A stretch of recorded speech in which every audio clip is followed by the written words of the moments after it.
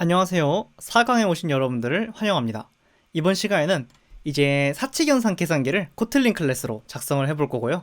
그것에 대해서 JUnit5를 사용하지 않고 저희가 테스트 코드가 무엇인지 감을 익혀보기 위해서 정말 순수한 코틀린으로만 테스트 코드를 작성해 볼 예정입니다. 자, 그래서 바로 한번 가볼게요. 저희가 만들어야 하는 계산기 요구사항은 다음과 같습니다. 계산기는 정수만을 취급하고요. 그 다음에 계산기가 생성될 때 최초의 숫자 하나를 받습니다. 생성될 때 받는다고 했으니 생성자 같은 걸로 주면 되겠죠? 그 다음 최초 숫자가 기록된 이후에는 연산자 함수, 즉 fun add, fun minus와 같은 함수를 통해서 숫자를 받아 지속적으로 값을 계산해 나간다고 합니다. 그러면 이런 요구사항을 달성하는 계산기를 바로 한번 만들어 보겠습니다. 네, 저희가 이제 지난 시간에 패키지까지 만들어 줬는데요. 이제 소스 메인 안에 코틀린 안에 컴 안에 그룹 안에 라이브러리 앱까지 패키지가 있고요. 이 안에 이제 캘큘레이터라는 패키지를 만들어 주겠습니다. 네, 그래서 여기야 캘큘레이터 가 되고요. 이 캘큘레이터 안에 이제 클래스를 만들 거예요. 네, 그래서 코틀린 클래스를 만들 때는 이제 우클릭 혹은 컨트롤 N, 맥북은 커맨드 N으로 클래스를 만들어줄 때 아래에 코틀린 클래스라고 있습니다. 그래서 이거를 해주시면 다음과 같이 여러 클래스나 파일들을 만들 수 있고요. 여기에 이제 캘큘레이터라고 적어주겠습니다. 네. 그러면 다음과 같이 코틀린 코드로 작성된 클래스 캘큘레이터가 나옵니다. 현재 에러도 나오고 딱히 원인도 없는 이유는 저희가 지난 시간에 build.grade에다가 코틀린 관련된 설정을 잘 해뒀기 때문이죠. 네, 자, 한번 그럼 만들어 보겠습니다. 코틀린 클래스는 생성자와 함께 프로퍼티를 만들 수 있기 때문에 여기에 private var 계속 바뀌어야겠죠? number int라고 만들어 줄게요. 즉 계산기 요구사항에 생성될 때 숫자 한 개를 받고 최초 숫자가 기록된 이후 지속적으로 계산한다라는 요구사항이 있었는데 이때 생성자에서 숫자를 하나 넣어주고 그 다음 이 숫자를 계속해서 업데이트 해나갈 생각입니다. 그 다음에 이제 함수 4가지가 존재하겠죠. 사칙연산 함수를 했고 연산자 함수를 통해서 숫자를 받아 계산한다 했으니까 함수 4가지 만들어 주도록 하겠습니다. 네, 처음은 fun add가 될 거고요. 그 다음 이제 들어오는 파라미터는 더해지는 값일 건데 제가 operand라고 할게요. 네, p연산자라는 뜻이죠. 그래서 덧셈 같은 경우에는 이 숫자에 주어진 숫자를 더해주면 되고요. 이제 비슷하게 마이너스 작성해 주겠습니다. 마이너스는 빼주면 되고요. 그 다음 곱셈 해주겠습니다. 멀티플라이가 되겠고요. 그래서 이렇게 곱해주면 되고요. 자, 그 다음 나누기입니다. 나누기 같은 경우에는 만약에 들어온 숫자가 0이라면 예외를 내야겠죠. 왜냐하면 0으로 나눌 수 없으니까요. 그래서 들어온 숫자가 0이라면 throw illegal argument exception을 내주겠습니다. 없습니다. 네. 자, 이때 보시면 코틀린은 new라는 지시를 사용하지 않죠. 그 다음에 0이 아니라면 이렇게 나눠주도록 하겠습니다. 다음과 같이 사칙연산 계산기 클래스를 빠르게 만들어 보았고요. 그 다음 이제 이 계산기에 대한 테스트 코드를 코틀린으로 한번 작성해 볼게요. 자, 테스트 같은 경우에는 이제 컨벤션상 같은 패키지 구조 안에 테스트 대상 클래스 이름 테스트라고 지어줘야 하는데요. 한번 보여드리겠습니다. 네. 이제 이 calculator라는 클래스는 com.group.library.calculator 안에 있기 때문에 똑같이 테스트 폴더, 코틀린 폴더에도 com.group.library. 패키지를 만들어줘야겠죠? calculator가 들어가게 되고요. 이 calculator 패키지 안에 테스트 대상 클래스의 이름에 테스트를 붙인, 즉 calculator test라고 클래스를 하나 만들어주도록 하겠습니다. 방금 설명드렸던 것처럼 테스트 클래스를 만들 때는 테스트 디렉토리 내에 테스트 폴더 내에 같은 패키지를 사용하시고 테스트 대상 클래스 뒤에 테스트라는 이름을 붙인 것이 관례입니다. 자, 그러면 가장 간단한 덧셈 테스트부터 한번 작성을 해볼게요.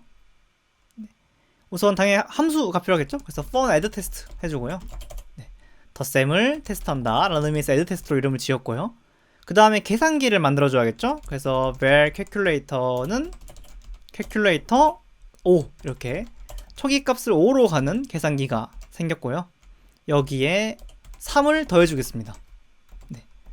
그러면 저희가 계산기 5가 있고 현재 3을 더했으니까 8이라는 게 있는 걸 기대하게 되겠죠. 그래서 이 아래에 8이 있으면은 예외가 안 나고 8이 없으면은 예외를 내서 이 함수를 실패시켜서 테스트한 대상이 잘못되었다는 거 알려줄 건데요. 현재는 calculator 클래스의 넘버라는 프로퍼티가 프라이빗이 때문에 밖에서 가져올 수가 없습니다. 네, 그쵸? 그래서 이런 경우에 이 calculator 안에 넘버가 8이 들었다는 걸 어떻게 확인할 수 있냐? 그거는 크게 두 가지 방법이 있습니다. 첫 번째로는 저희가 이제 자바 개발자를 위한 코틀린 입문 시간에도 말씀드렸던 데이터 클래스가 있습니다. 그래서 여기에 데이터를 붙여주게 되면 다음과 같이 expected calculator 라고 해서 우리가 원하는 여기까지 하고 나면 즉 5를 넣고 3을 더했을 때 원하는 모습의 계산기는 8을 가진 계산기야 라고 적어주고요. 데이터 클래스가 있기 때문에 equals가 자동으로 구현되어 있죠. 그래서 여기서 만약에 이 지금 계산기랑 그 다음에 우리가 원하는 계산기랑 다르다면 equals는 넘버를 비교해 줄 거예요. 다르다면 현재 값이 다른 걸 하고 테스트가 실패했다고 알려줄 수 있을 겁니다. 자, 그러면 이 함수를 실행했을 때 그냥 이 함수가 통과한다면 테스트가 성공인 거고요. 이 함수에서 예외가 난다면 테스트가 실패인 거겠죠? 그래서 한번 제가 메인 메소드를 만들어서 실행을 해보겠습니다. 자, 코틀린은 바로 만들 수 있었죠? 그래서 메인 만들어주고요. 여기서 calculator 테스트를 만들어줄게요. 그 다음에 calculator test.add test라고 해서 바로 함수를 실행시켜 주겠습니다. 그리고 세모 버튼을 눌러서 이 클래스를 실행시켜주면요. 다음과 같이 별다른 익셉션 없이 잘 성공하는 걸 확인할 수 있습니다.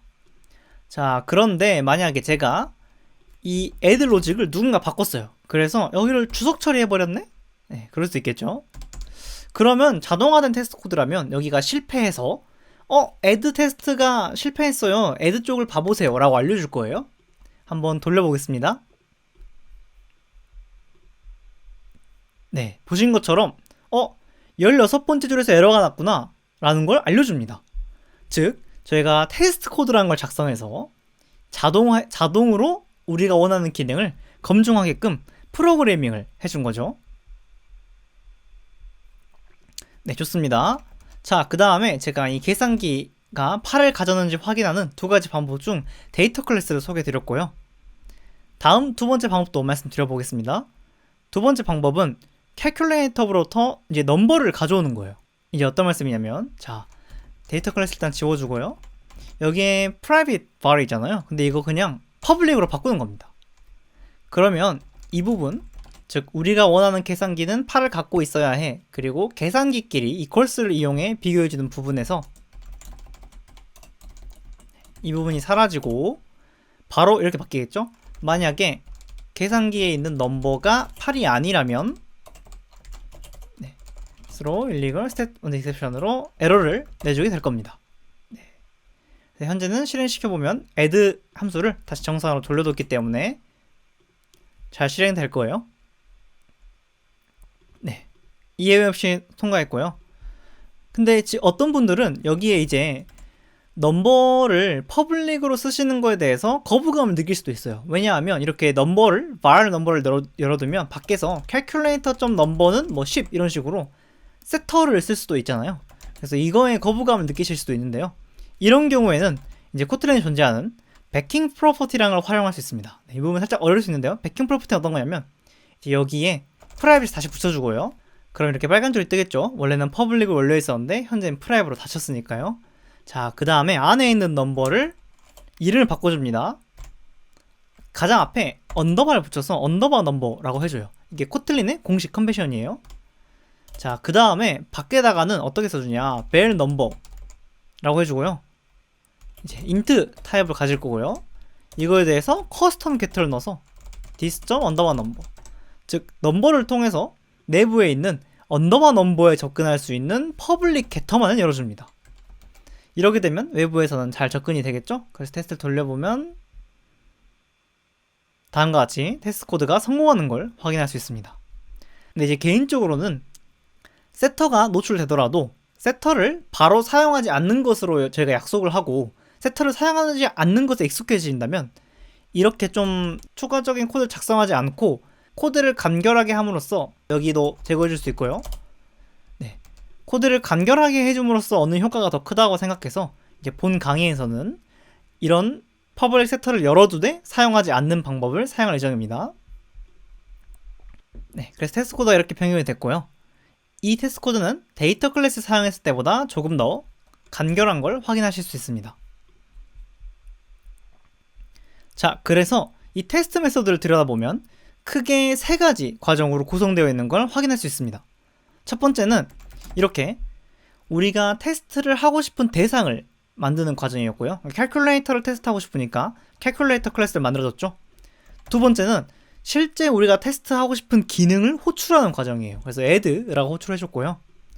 마지막으로 이 부분, 호출 결과 의도한 대로 우리가 동작하는지 그러한 결과를 확인하는 과정입니다. 이렇게 총 1단계 테스트 대상을 만드는 과정, 2단계 테스트하고 싶은 기능을 호출하는 과정, 3단계 이제 정말 우리가 의도한 대로 결과가 나왔는지 확인하는 과정, 이렇게 3단계가 있는데요. 이 3단계를 조금 더 용이하게 구분하기 위해서 저희가 앞에 주석을 달아주는 방법이 있어요. 그래서 여기에 given이라고 적어주고요. 여기는 when, 여기는 then이라고 적어줍니다. 그래서 given은 다음을 테스트하려고 준비하는 거야 라는 의미고, when은 우리가 테스트하고 싶은 기능을 호출한다는 의미이고, then은 호출을 해봤더니 그래서 이렇게 됐어 라는 의미에서 검증을 한다는 의미에서 then이 됩니다. 그래서 이렇게 주석을 사용해주는 것을 give when then 패턴이라고 합니다. 자, 여기까지 중간 정리를 한번 드려보도록 하겠습니다. 저희는 계산기 클래스를 만들었고요. 그 다음 덧셈 기능에 대한 테스트 코드를 작성했습니다. 그래서 다음과 같은 테스트 코드가 나왔죠. 그리고 이때 then 부분에서는 데이터 클래스를 활용해서 객체 자체로 equals를 할 수도 있었고, 제가 지금 쓰고 있는 방법처럼 겟터를 열어서 어떤 프로퍼티를 가져온 다음에 값을 비교할 수도 있었습니다. 그 다음 테스트 코드라는 것은 세 부분으로 나눠져 있었는데요. 테스트 대상을 만들어 준비하는 과정과 실제 우리가 테스트하고 싶은 기능 호출하는 과정과 호출 이후 의도한 대로 결과가 나왔는지 확인하는 과정이었습니다. 그래서 이것을 give when then 패턴으로 다음과 같이 각 부분의 위에 주소를 붙여서 테스트 코드를 본 사람이 한눈에 어떤 부분인지 알 수 있게 하는 패턴이 있다고 말씀드렸습니다. 자, 그러면 이어서 뺄셈과 곱셈에 대한 테스트도 작성해 보도록 하겠습니다. 자, fun -test라고 해주고요. 네. 그리고 테스트 코드를 추가 작성할 때는 이제 위에 있는 부분을 조금 활용할 수가 있어요. 그래서 이렇게 복붙을 해주고, 그럼 저희가 하고 싶은 부분은 이제 마이너스니까 여기가 마이너스로 바뀌어야겠죠? 네. 좋습니다. 그 다음에 5에서 3을 빼면 값이 2가 될 거기 때문에 여기를 2로 바꿔줄게요. 벌써 뺄셈에 대한 테스트 코드 작성이 끝났습니다. 자, 다음으로 곱셈 테스트도 한번 해볼게요. 똑같이 이 부분을 통째로 해보는 복사해서 여기를 multiply 테스트라고 해주고요. 호출하는 것도 multiply가 되어야 하고요.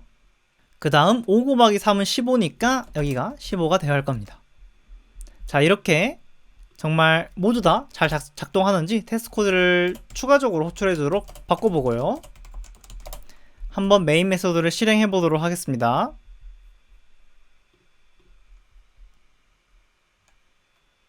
네, 실행 결과 별다른 익셉션 없이 메인 메소드가 잘 종료됐죠.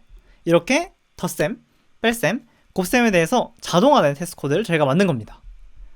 자, 그러면 다음 시간에는 이어서 나눗셈 기능에 대한 테스트를 작성해 보도록 하겠습니다. 4강도 고생 많으셨습니다. 감사합니다.